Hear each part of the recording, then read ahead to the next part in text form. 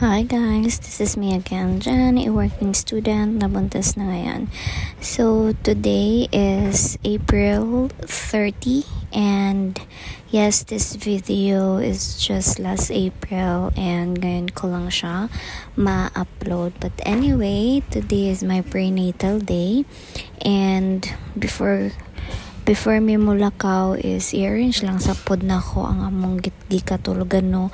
And nagmo din na tong day nga nag-absent ko sa work because naggrabe na akong heartburn, so timing pod prenatal na nako, so sabay na lang pod nako check up. Tas akong ikon si doc about ani, and then kana akong gi-spray sa mong bed is daw ni na siya, wala trip lang nako. Anyway, more din akong outfit, ako ra na siyang sapawan og medyo jacket, di siya jacket gid pero short sleeve siya nga, nice sleeve. Ay ambot, basta mo na siya o kana siya mo na ako isapaw since mag-commute raman mi kay walang motor kay gamit sa papa sa kong partner kay gisundo iyahang mama, so mag-jeep na lang mi kay kung hulatan pa na mo siya. Madugay na good me since taman ra 2 PM ang oras ni doc sa iyahang duty current sa hospital kung asa siya, so naligo na lang ko, and then kana kong partners gikan po na siya naglakaw and ambot naligo ba na siya, basta muna na siya nag-ilis na lang po din na siya, din na ako nagpagwapa na lang po day ko no. So kahangak ba, wait lang.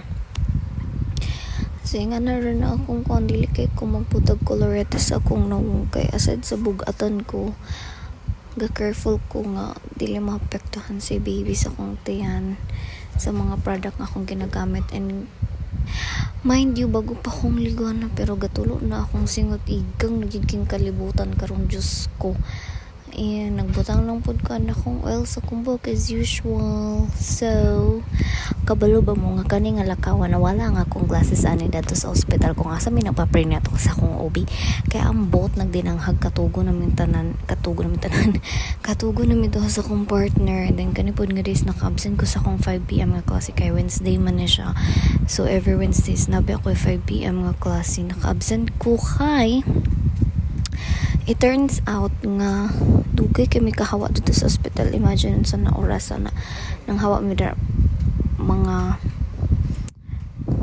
10 pa ni, mga 10 AM pa ni, nya gadali na ko kay lagi gapason mo si doc, and then gapas ko nga dali ra mi mahuman kay usually dali ra mo ginahuman si doc sa ako. Okay, check ra no.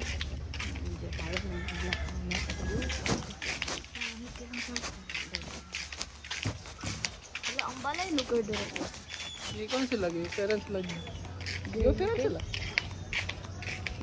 So after ato no, nagsakay na lang din mi og jeep dara. Actually dapat rila pa na pero wala no ka video kay piot kay rila guys.